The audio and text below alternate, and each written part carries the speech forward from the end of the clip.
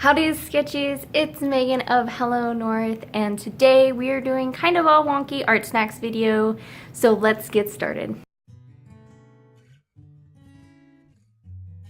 So first off, I want to apologize. This is not normally how I do Artsnacks unboxings.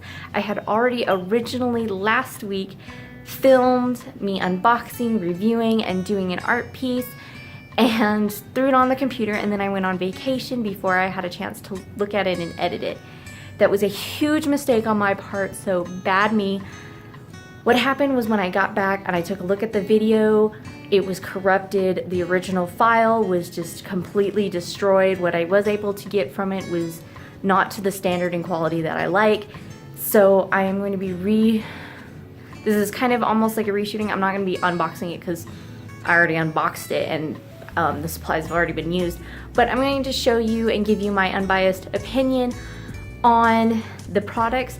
Now, disclaimer, I am not sponsored by Artsnacks. I pay for these out of my own pocket, and these are completely unbiased. I mean, if that's how I feel about them, that's how I feel about them. You don't have to take it to the bank if you don't want to. It is 100% my opinion, but I do feel like when you hear someone else talk about it, especially if they're not getting paid for it, it kind of gives you a little bit more appreciation for the supplies. And so far, I have been pleasantly pleased with Artsnacks. So if you are looking for an awesome surprise in the mail besides bills, I highly suggest Artsnacks. Links are in the description to where you can get one, and let's get started. So first, let's start off with the Caran d'Ache Discovery Pencil Set. So this set normally retails for about $17.08 is what the card said. It is an exclusive for Artsnackers for the month of December. Now, if you notice, there are 5 pencils, 3 primaries, a green and an orange, and then one that to me looks like a colorless blender. It says that it's called a full white brighter, and it's an oil medium pencil, so it's going to be almost kind of like a wax crayon, or at least that's what I'm getting. So if you notice, the little logo on the pencil shows that these are watercolor pencils. Now, I have a pen from this brand and I really love it, but I don't use watercolor pencils. I was never really good with them when I tried them out in college, but I do know that there are some amazing things that you can do with them, so I'm really eager to try them out. So let's pick a color. I'm gonna go with blue because I love blue. And let's write some hellos. So first thing that I notice is that it really takes the texture of the paper. And since these are watercolor pencils, chances are you're going to be using watercolor paper. They're not gonna have that nice, smooth, silky feel that some regular colored pencils are going to have, but you can kind of achieve that if you press harder with the pencil. To me, I don't really like pressing really hard because I have a knack for breaking the lead on pencils. They are watercolor pencils. I'm going to go on ahead and put down a secondary color to just kind of see how well they mix and see if one will overtake another. Now, I did notice that a lot of the pencils, especially like the green and the red, go on a little bit smoother than, let's say, the orange or the blue. Yellow was really hard to get it to come up. So let's use this full white brighter. Now, like it said, it was a oil-based, almost like a wax pencil. All right, so putting it down, the first thing that I noticed that any texture that you did have on the paper is going to be smushed.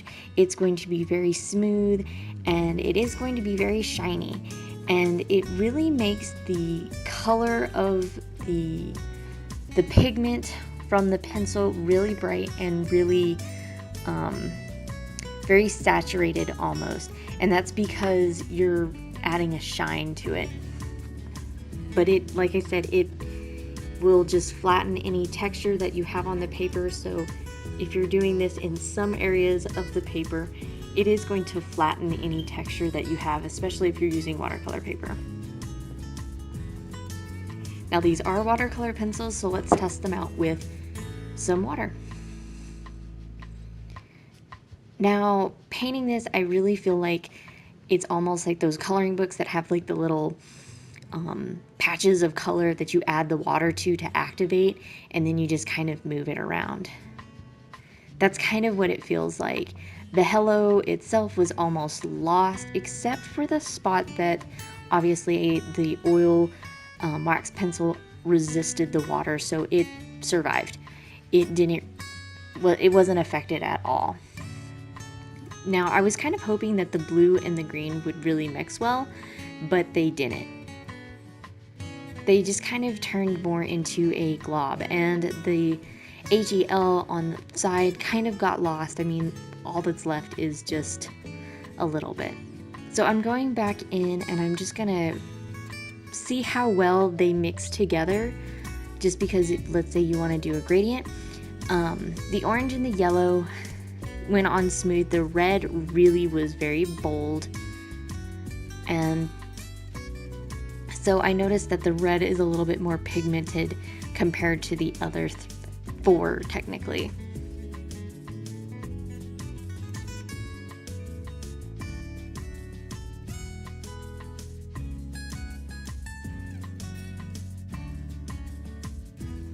So let's see how this turns out. I'm going to go on ahead and I'm going to put the wax pencil just to see how well it resists. I'm pretty sure it's going to resist just fine.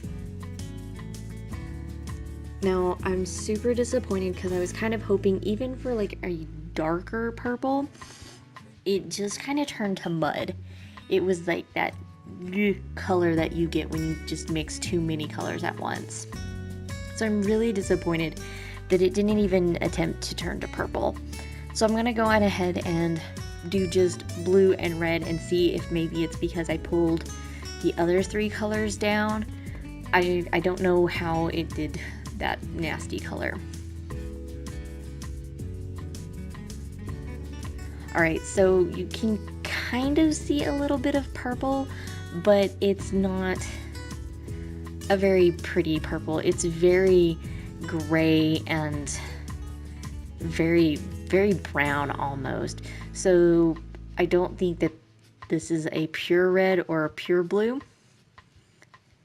Now, there is one thing that I really do love about watercolor pencils, and I learned this as a little trick from a watercolor master that I had as a professor in college, and you can kind of dip your pencil tip into water and then write with it to kind of give it almost like a dry brush feel to it.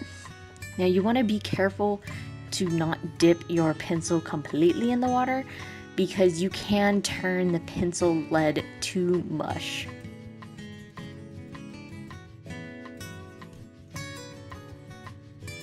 So next we have the Coom pencil sharpener. It's a magnesium lightweight. It retails for about $1.95, $2. I love these pencil sharpeners. I got one in a previous Artsnacks box. You can actually change out the blade, which I really like. I love reusable stuff. This one is lightweight, so it fits in your pencil case. It's very small and very compact, but it really does a great job getting more lead out of your pencil, or in this case, watercolor pencils, and it fits in your pencil case, so that's a huge plus for me, considering gotta save space in that purse. But I highly recommend going and picking them up. You can find them pretty much at any major art supply store. Next is the Higgins Black Magic Pump Marker, and it retails for $5.95. Now, I have heard of this brand before, and I've just never really picked it up. This is a new product, and it is a black magic. That means that it's the blackest of black ink that this brand has, and it says that it's a matte marker. So let's see how that looks. The nib on it looks like it's a fine point. It's fairly stiff. It takes just one pump and the ink comes straight out. Now, this ink is super black. It is, oh, I love when you get a pen and it's black. It's not like a gray or washed out. I feel like this pen would be really great for when I'm doing painting and outlining on wood or some kind of really porous canvas, just because it's not going to just bleed everywhere. The only drawback that I have on markers like this is they're non-reusable, so once you use it up, it's gone. I can't tell how much ink is in there, so I can't gauge it on when I'm going to be buying another marker. But I do love how black it is. So last up, we have the Stabilo 0.88 fine liner. I actually have tons of these. I've never seen them retailed or displayed individually. So this says that it retails for 95 cents. Like I said, I've never seen them by themselves before, so I might just be shopping at the wrong art store, but you can buy them in packs of 20. And they come in every color known to man. They even have these cute little small ones that come in their more popular colors. Now, because of the coloring book craze, you can find these pretty much anywhere, because a lot of people use them for coloring small areas or doing Zentangles. Now this one is in a hot pink. It's like the name implies, fine liner. It is going to give some nice fine lines. It's got a nice metal tip to hold in that ink and keep that tip nice and stable. Now it does say that you can leave the cap off for a while and it won't dry out as quick, which I think is really cool. I always have I've put into practice to always recap the pens before I even put them down on the desk, just so I don't have to deal with dried out tips on markers. But I really love this brand just because there's so many colors. You can do so many cool things with the Stabilos. So using all these products, looking at all these products, I'm really pleased with what I got. I don't know how well I'm going to use the watercolor pencils, just because I'm not really great at watercolor pencils. So I'm really excited to see what I can do with all of these together. So let's get started on an art piece.